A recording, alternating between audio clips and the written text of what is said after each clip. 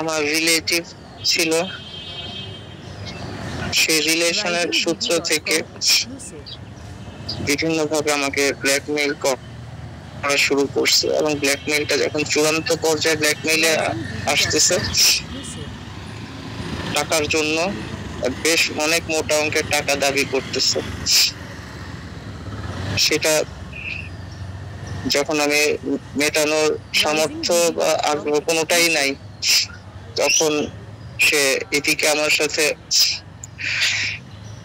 লোক দেখানো একটা করতেছে, ওইদিকে ওই যে আপনার অ্যাডভোকেট সাথে সে যোগাযোগ করছে এই বিষয়ে, টাকা পয়সা কিভাবে করা যায়, আদায় করা যায়। ছবি টবি যে কিছু, এগুলো আমার ডিসি পোস্টিং এর অনেক আগের, ডিসি পোস্টিং এর অনেক আগের, মানে এখন থেকে প্রায় 11-12 মাস আগের বা তারও আগের হইতে পারে।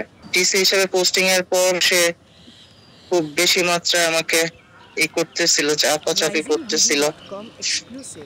তো আমি তো কিছু কিছু মাসে মাসে তার যখন যেটা পারি তার ব্ল্যাকমেইলিং এর কারণে দিতে বাধ্য হয়েছে। পরে যেটা জানছি এটা অনেকের সাথে সে এরকম সে করছে। তো যাই হোক, আমি তার অ্যাকাউন্টে দিয়েছি। আমি লয়ারের সাথে কথা বলবো যে এই কাজগুলো সে করলো এইভাবে।